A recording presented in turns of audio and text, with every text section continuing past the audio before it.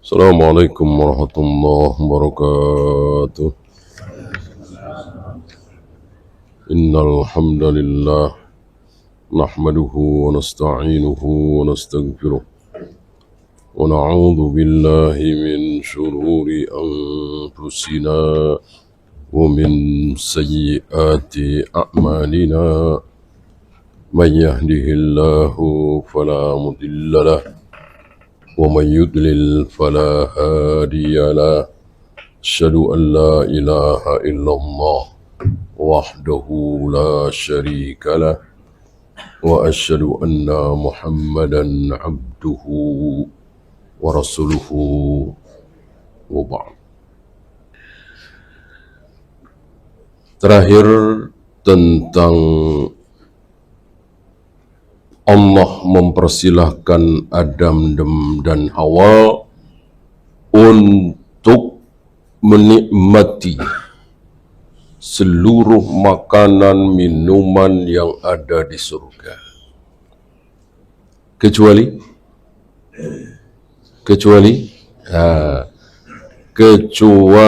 satu pohon. Wala taqraba hadhihi syajarah.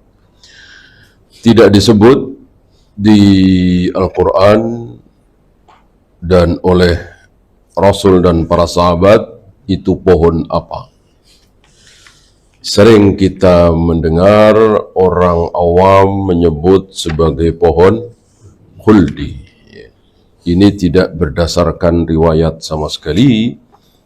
Bahkan secara arti justru pohon khuldi itu, khuldi artinya kekal, itu merupakan tipuan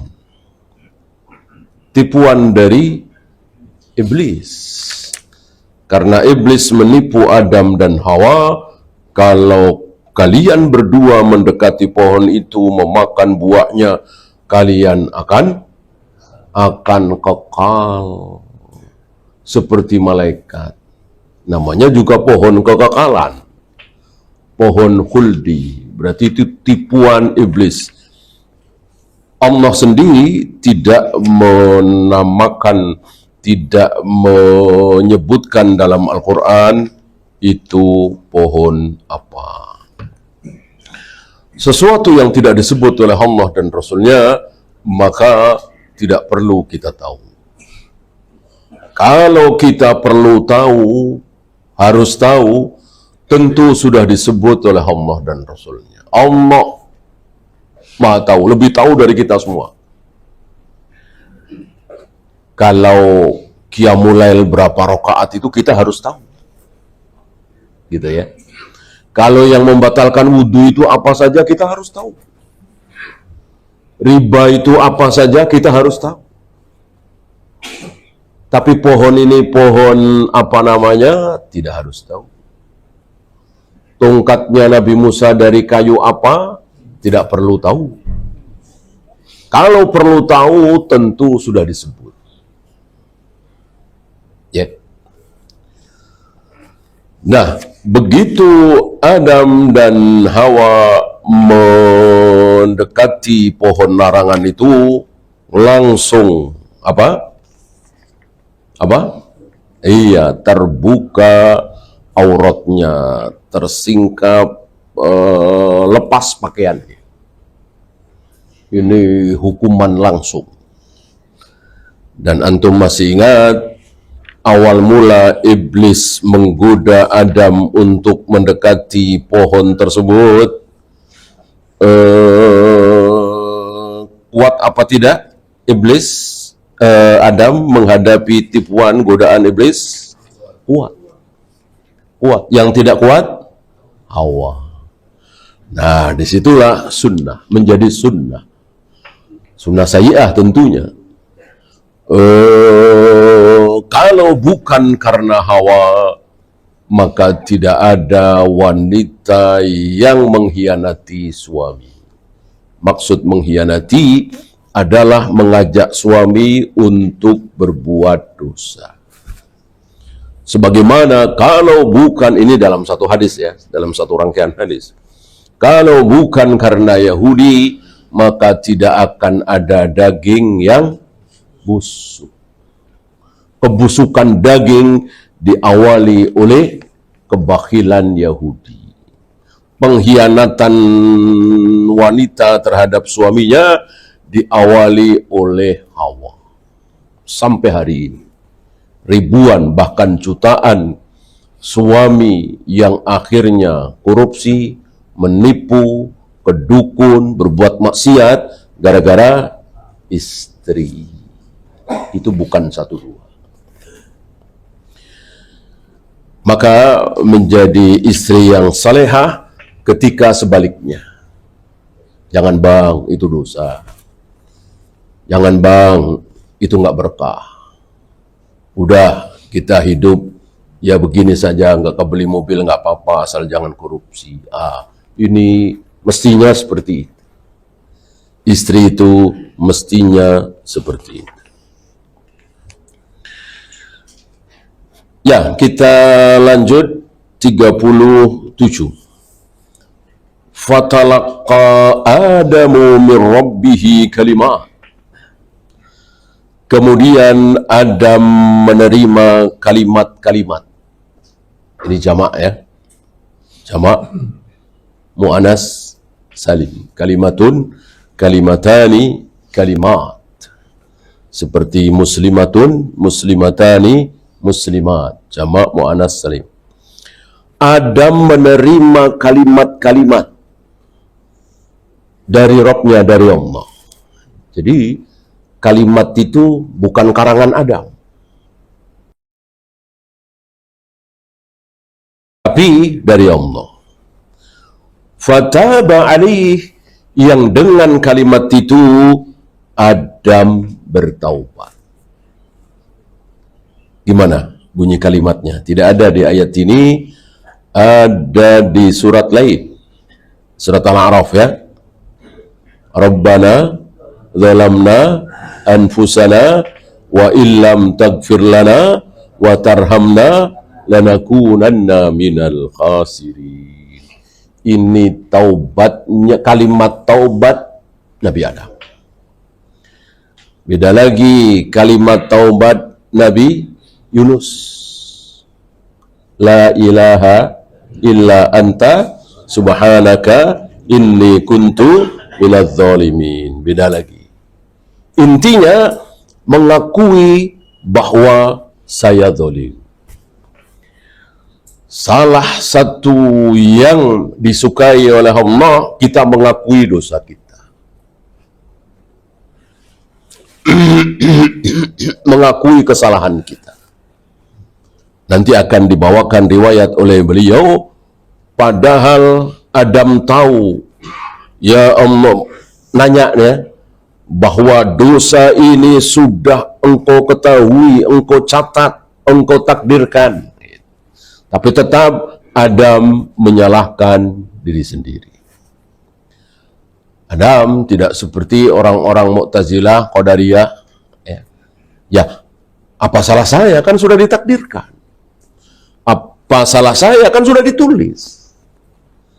Tidak mungkin tidak, saya harus melakukan perbuatan maksiat itu, ya Allah.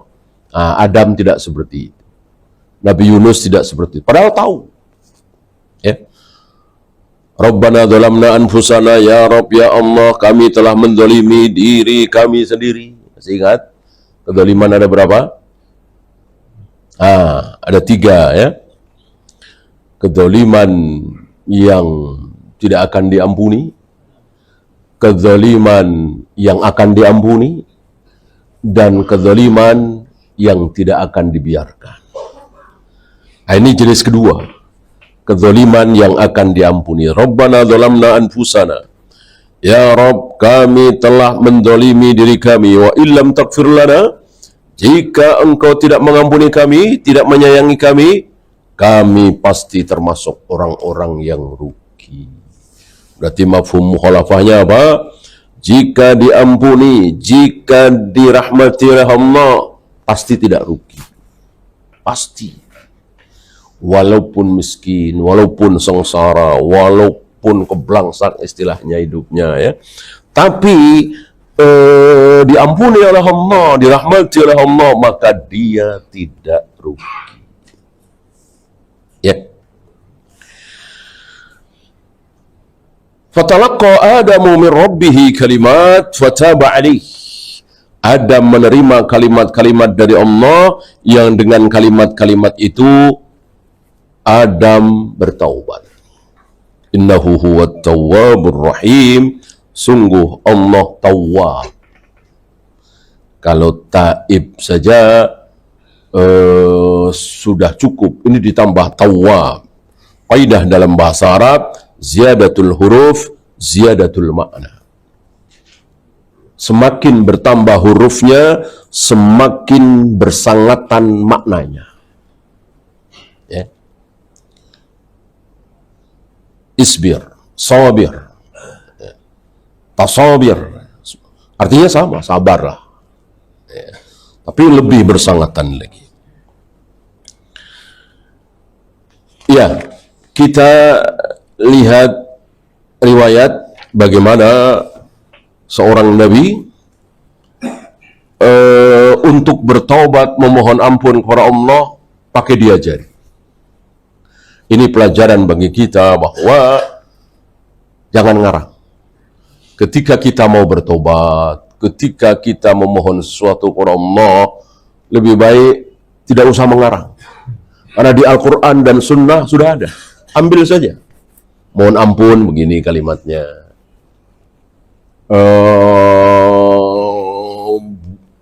Puluhan bahkan ratusan doa-doa yang ada di dalam Al-Quran dan Sunnah. Udah ambil contoh. Tidak usah kita merangkai sendiri. Banyak dari kita yang merangkai sendiri. Adam saja, ya apa sulitnya sih? Ya Allah ampuni kami dan seterusnya. Kan mudah. Tapi Adam diajari oleh Allah. Ya. Kecuali sesuatu yang memang tidak ada di Al-Quran dan Sunnah. Minta supaya anak kita lulus ujian misalnya. Anak kita nggak dapat di Al-Quran dan Sunnah. Bolehlah.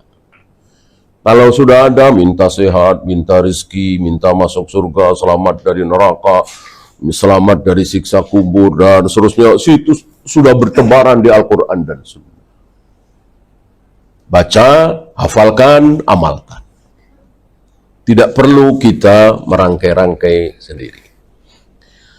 Saya bacakan riwayat dari Sufyan Ats-Tsauri. Ini menyangkut tentang kalimat-kalimat itu.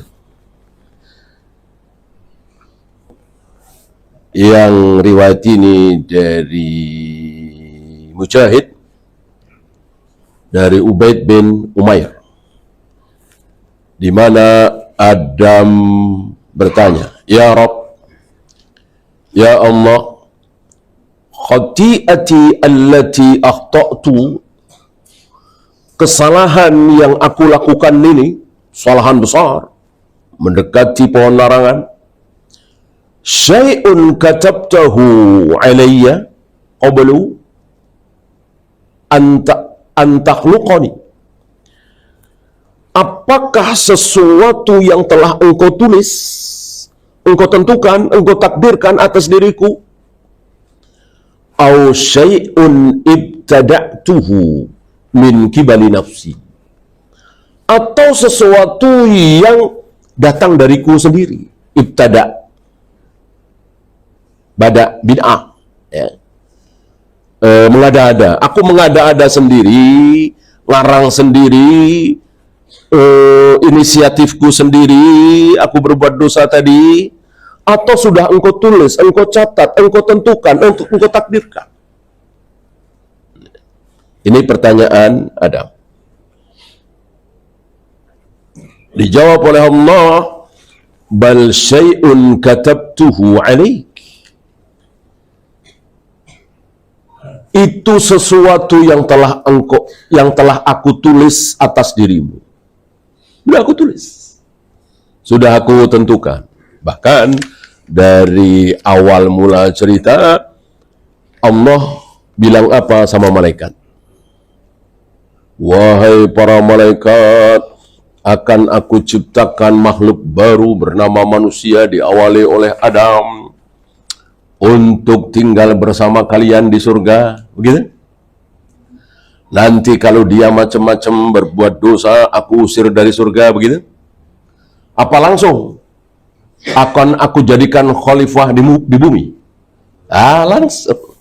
Inni ja'ilun fil ardi khalifah. Wahai para malaikat, aku akan menjadikan khalifah di muka bumi. Ya, sudah rencana Allah dari awal. Ya, bahkan iblis disuruh sujud kepada Adam, iblis tidak mau. Termasuk kehendak Allah, bukan? Kehendak Allah, tapi kehendak apa? Kehendak kauniyah. Kalau kehendak syar'iyah, maunya Allah, iblis sujud kepada Adam, orang diperintah kok. Ya kan? Saya kira hanya ahlu sunnah yang mengenal kehendak syar'iyah dan kehendak kauniyah. Sebab kalau tidak ada dua kehendak ini, bingung kita. Loh, Allah kok menghendaki keburukan? Loh, Allah memerintahkan sendiri, tapi justru menghendaki supaya si iblis nggak usah taat. Gitu ya. Oleh karena itu, ketika ada yang bertanya, apakah banyak manusia hari ini tidak sholat, bahkan kafir, itu kehendak Allah? Tanya balik. Tanya dulu. Ini kehendak apa dulu nih? Kehendak syar'iyah apa kehendak kauniyah? Gitu. Apakah iblis tidak mau sujud kepada Adam itu kehendak Allah? Tanya balik. Kehendak apa dulu nih? Syar'iyah apa kauniyah? Gitu ya. Abu Jahal, Abu Lahab tidak mau beriman kepada Nabi alaihi salatu wassalam. Itu apakah termasuk kehendak Allah? Kehendak apa dulu? Syar'iyah apa kauniyah?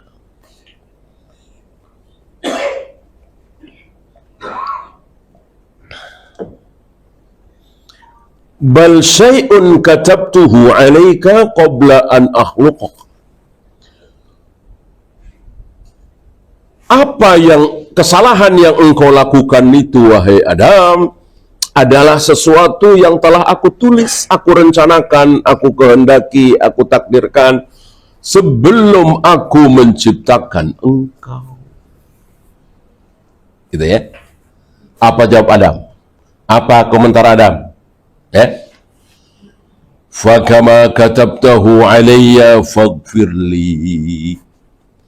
Sebagaimana, kalau begitu, sebagaimana engkau telah tulis, telah tetapkan atas diriku kesalahan ini, dosa ini, maka ampunilah aku. Lihat, Adam tidak mungkin kalau kita, ya kalau sudah tulis jangan salahkan saya ya Allah. Kan engkau sendiri yang menulis, mentakdirkan, masa salahkan saya? Itu kalau kita barangkali ya, apa istilahnya, nakal gitu ya. Istilahnya nakal. Mulutnya kurang terjaga. Nggak punya adab. Nah itu Mu'tazilah seperti itu, Qadariyah seperti itu, nggak punya adab terhadap, ya apa salahnya? Orang udah ditakdirkan. Ingat, Allah tidak mungkin salah. Allah maha benar.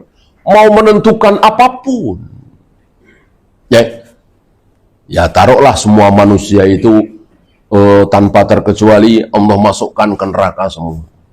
Allah zalim? Allah salah? Tidak. Tidak. Allah nggak mungkin salah. Apapun yang Allah lakukan pasti benar. Allah maha benar. Nah, disinilah iblis menggoda kita, setan menipu kita.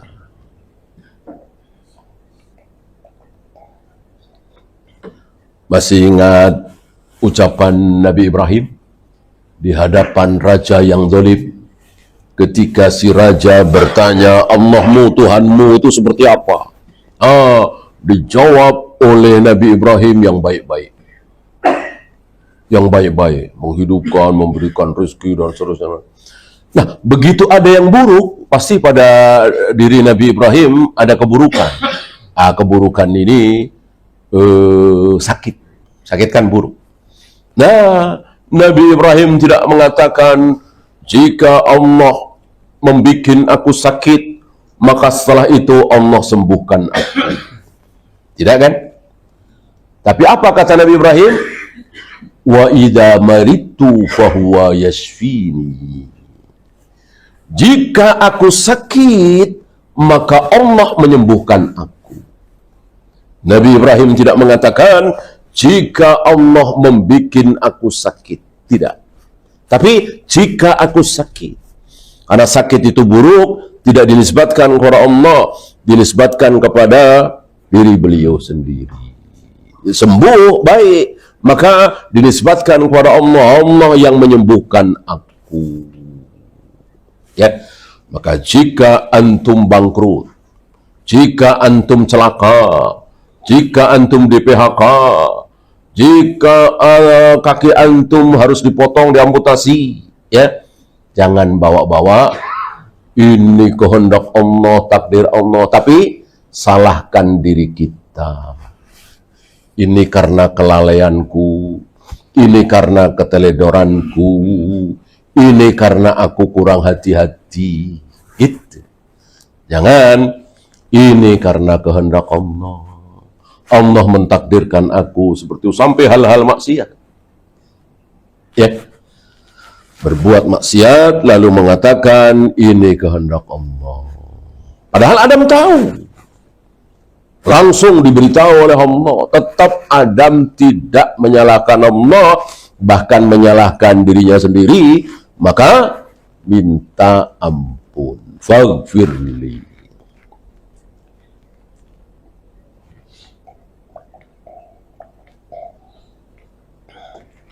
Sampai di sini tidak ada perdebatan di zaman sahabat. Apalagi Nabi masih hidup.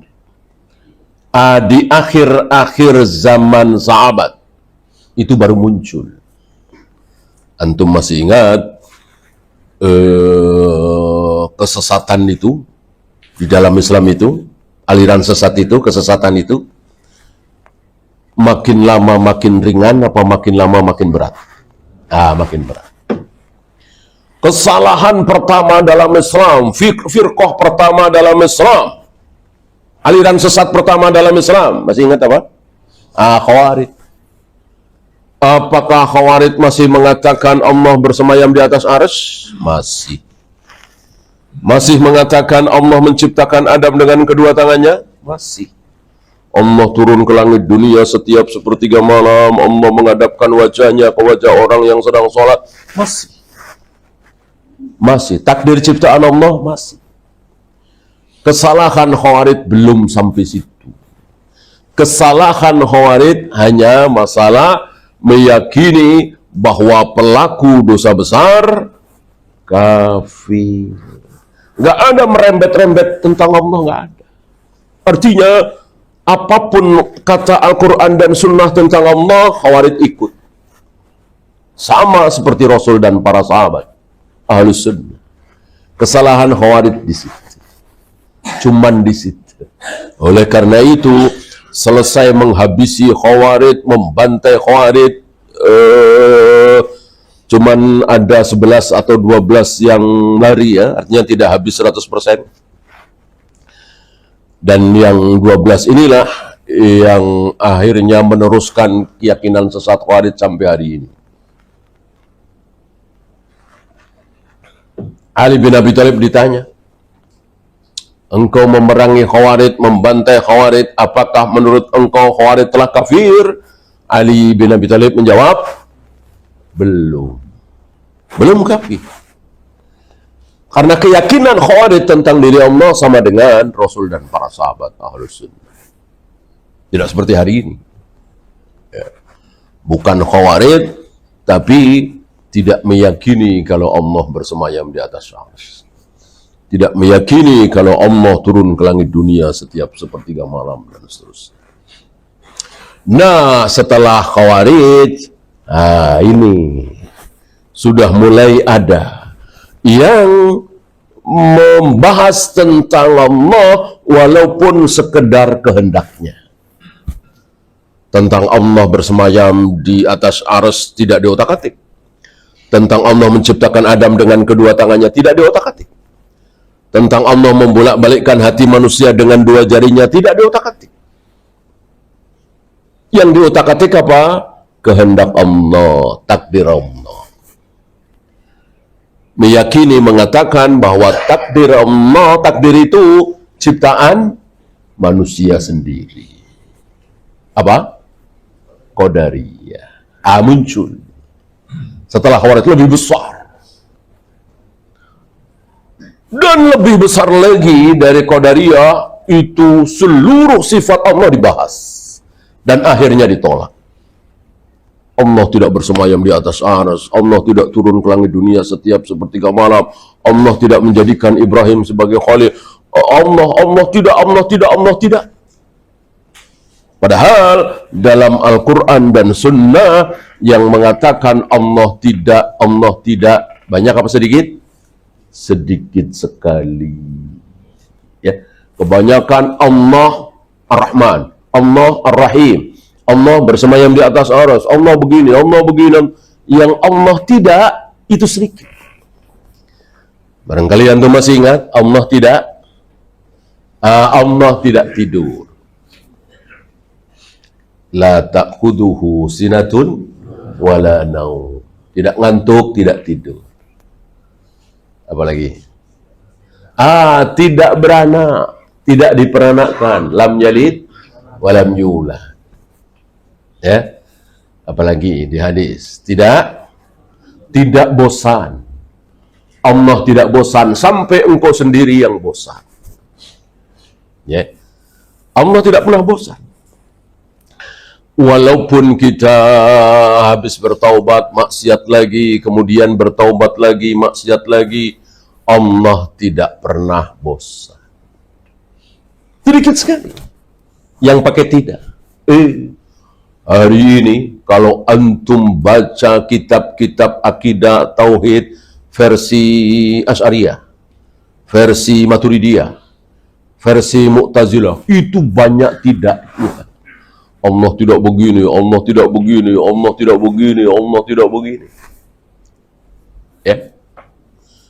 Salah satunya yang sering kita dengar akhir ini, tidak membutuhkan ruang dan waktu. Zaman Rasul kan, ya ghaniyun 'anil alamin, sudah, nggak butuh apa-apa. Ngapain ruang dan waktu disebut-sebut? Pokoknya nggak butuh apa-apa. Mereka menyebut-nyebut untuk menolak. Kalau Allah berada di atas arsy, berarti butuh tempat. Gitu ya. Kalau Allah turun ke langit dunia setiap sepertiga malam, ada kata-kata seperti, berarti butuh waktu. Ada ruang dan waktu. Ya. Ini bid'ah. Jelas Allah tidak butuh apa-apa. Dan Allah yang tidak butuh apa-apa itu, Allah bersemayam di atas arsy.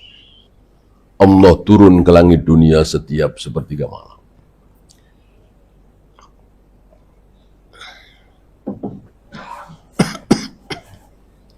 Nah, itulah kesesatan. Semakin besar, semakin besar, semakin besar.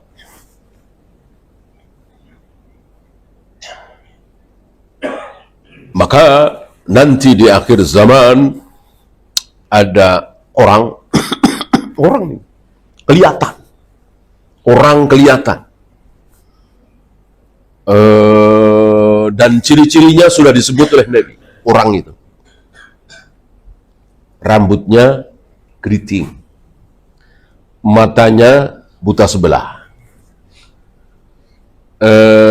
badannya gempal, wajahnya mirip-mirip Abdul Uzza bin Qattan. Yang disebut ini manusia, jelas manusia. Ngaku Tuhan dan disembah, dan yang menyembah kaum muslimin. Yang menyembah kaum muslimin, ya artinya murtad. Nah, disitulah Nabi mengajarkan kepada kita doa. supaya kita selamat dari orang itu. Siapa namanya? Dajjal. 124.000 nabi, tidak ada yang tidak bicara tentang Dajjal. Semuanya berbicara tentang Dajjal. Hanya akulah yang paling lengkap, kata Nabi. Dari awal kemunculan sampai mati, dibunuh oleh Nabi Isa, semuanya diceritakan oleh Nabi alaihi salatu wassalam. Ini dia. Kesesatan itu semakin besar, semakin besar, semakin besar.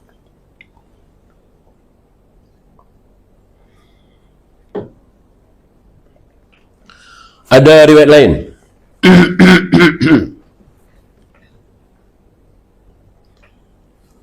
Setelah kejadian tersebut, ini di riwayat lain ya, Adam mengatakan, ya Rabb, alam takhluqni biyadik. Ya Rabb, ya Allah, bukankah engkau yang telah menciptakan aku langsung dengan kedua tanganmu? Dijawab, bala. Iya. Kalau dijawab dengan na'am, boleh, tapi kurang fasih. Dijawab bala. Bala dengan na'am artinya sama, iya. Ya. Tidak ada bahasa lain. Ya. Tapi ada perbedaan. Ya. Yang perbedaan itu tidak ada dalam bahasa kita, bahasa Indonesia. Bala ya na'am, bala ya iya, na'am ya iya. Wa nafakhta fi min ruhik, dan betulkah engkau tiupkan ruhmu ke dalam diriku? Dijawab oleh Allah, bala, iya. Wa atastu fakulta yarhamukallah, aku bersin mengucapkan alhamdulillah. Ini bersin pertama kali ya, kan sudah lewat pembahasan ya. Bagaimana Adam diawali oleh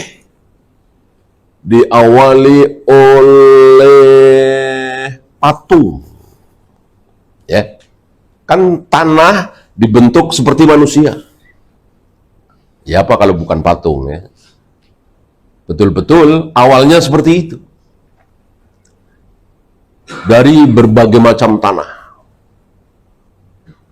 Ada tanah yang bagus sekali, ada tanah yang bagus, ada tanah yang kurang bagus, ada tanah yang buruk, ada yang buruk sekali, ada yang paling buruk. Dicampur, jadilah Adam. Oleh karena itu, keturunan Adam ada yang sebaik, semulia, sehebat para nabi, para rasul. Wabil khusus Nabi Muhammad SAW. Ada yang seperti Fir'aun, seperti Abu Jahal, Abu Lahab. Padahal semuanya dari Adam. Kenapa? Karena dalam diri Adam tidak semua tanah yang baik. Ada yang buruk, bahkan sangat buruk. Bahkan patung itu, patung manusia dari tanah itu, tanah liat itu, sempat apa kemarin? Dimasuki oleh iblis. Ketika iblis melihat digerak-gerakkan oleh kakinya, ya, penasaran, iblis masuk. Ternyata berungga. Ya. Patung itu persis seperti manusia. Berungga, ada mulutnya, nah tentu mati, namanya patung, tidak bergerak. Lalu Allah tiupkan roh itu. Maka hiduplah Adam. Dari patung menjadi manusia seperti kita. Diawali dari kaki apa dari kepala?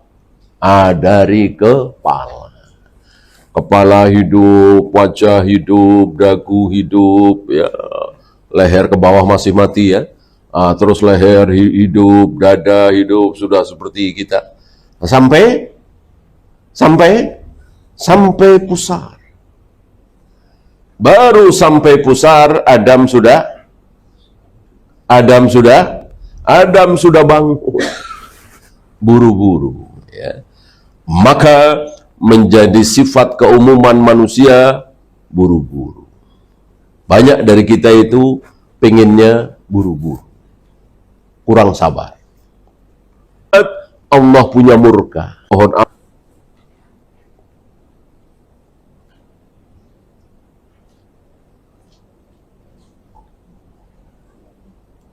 Ini beberapa riwayat tentang ucapan Nabi Adam setelah berbuat dosa itu. Ini riwayat dari Ibnu Abi Najih dari Mujahid. Ketika menafsirkan fatalaqa Adamu min rabbih kalimat fataba alaih. Adam menerima kalimat-kalimat dari Allah yang dengan kalimat itu Adam bertaubat. Bagaimana kalimat-kalimat tersebut? Allahumma la ilaha illa anta subhanak wa bihamdik. Ya Allah, tidak ada sembahan kecuali Engkau, maha suci Engkau, maha terpuji Engkau. Rabbi inni zalamtu nafsi. Ya Rabb, aku telah menzalimi diriku sendiri. Faghfirli, maka ampunilah aku. Innaka khairul ghafirin, sungguh Engkau sebaik-baik pengampun. Allahumma la ilaha illa ant. Ya Allah, tidak ada sembahan kecuali Engkau. Subhanaka wa bihamdik, maha suci Engkau, maha terpuji Engkau. Rabbi inni zalamtu nafsi. Ya Rabb, sungguh aku telah menzalimi diriku. Zalim terhadap diri sendiri. Tadi 3 ya. Zalim terhadap orang lain. Nah, yang terbesar zalim terhadap Allah. Ini yang tidak akan diampuni. Zalim kepada Allah apa? Syirik. Inna syirka la zulmun azim. Ini jawaban Nabi ketika sahabat bingung. Ketika ada ayat bahwa orang beruntung itu, orang bahagia itu, orang yang tidak mencampurkan keimanan dengan kezaliman, yang tidak zalim. Ya. Para sahabat, ya Rasul, mana ada di antara kita yang tidak zalim? Paham sahabat ya? Mana ada di antara kita yang tidak zalim? Gak ada. Manusia itu pasti pernah zalim. Ya. Ketidakfahaman sahabat ini, kebingungan sahabat ini dijawab oleh Nabi dengan ayat lain. Inna syirka la zulmun azim. Tidakkah kalian ingat ucapan seorang hamba yang soleh? Siapa? Luqman. Yang menasihati anaknya. Yang mengatakan, inna syirka la zulmun azim. Bahwa kezaliman terbesar adalah syirik. Itu yang tidak akan diampuni. Adapun di luar itu tadi, masih ada 2 lagi. Akan diampuni. Satu lagi, tidak dibiarkan. Akan diampuni, ini menzalimi diri kita sendiri. Tidak sholat, tidak saum, tidak haji, berzina, minum khamar, berjudi. Ini menzalimi diri kita sendiri. Ini insya Allah akan diampuni. Yang terakhir, tidak akan dibiarkan. Artinya sampai akhirat ada hitungannya. Apa? Menzalimi orang lain. Apa membunuh, apa memukul, menendang, mencaci maki, menggibah, memfitnah, menzalimi orang lain.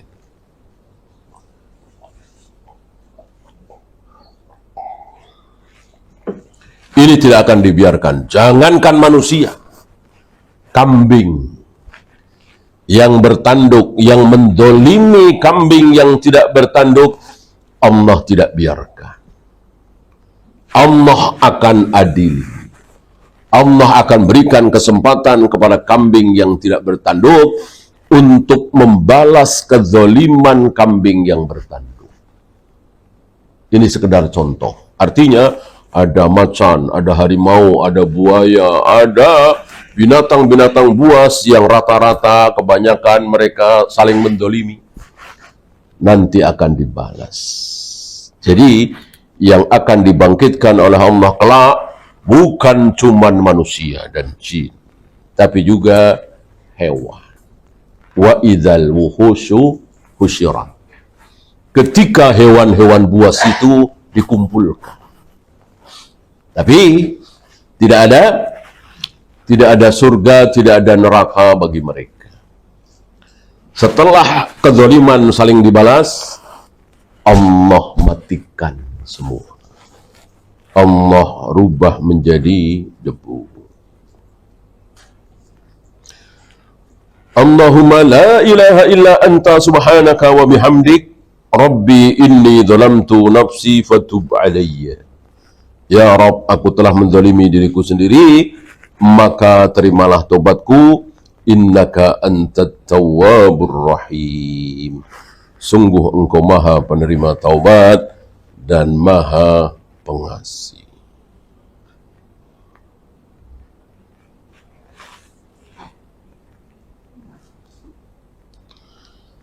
Ini satu lagi, beliau membawakan ayat yang menunjukkan betapa Allah maha penerima taubat. Dan Allah ketika ada yang bertaubat itu, bagaimana? Istilah kita, perasaan Allah, senang sekali. Bukan senang, senang sekali. Sangat senang sekali.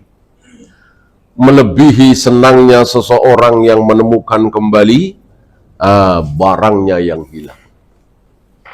Barang yang paling berharga. Maka seandainya manusia ini nggak ada yang berbuat salah, benar semua, nggak ada yang salah, maka Allah nggak suka. Akan aku ganti generasi yang berbuat salah lalu bertaubat. Karena kalau ada orang yang bertaubat itu Allah senang sekali, sangat senang sekali. Lah, agar muncul kesenangan Allah ini, ya harus ada yang berbuat dosa, berbuat dolim. Supaya apa? Supaya bertaubat. Ya. Apa fawaid dari sini? Apakah berarti kita disuruh sekali-kali berbuat dosa gitu, habis itu bertobat? Tidak. Ini kan manusia secara umum. Nggak usah coba-coba, udah banyak yang berbuat dosa. Ya kan? Biar mereka ada yang bertobat. Jangan kita yang selama ini jauh dari zina, khamr, judi, ya, lalu ingin menyenangkan Allah dengan bertaubat, maka bermaksiat itu nggak perlu. Itu bukan fawaid. Fawaid yang keliru. Ya. Karena sudah banyak manusia yang berbuat dosa. Yang pelacur, yang germo, yang pemabuk, yang koruptor, yang penyelidik, sudah banyak. Biar mereka yang menyenangkan Allah dengan bertaubat. Paham ya? Allahu a'lam. Ya, ada pertanyaan?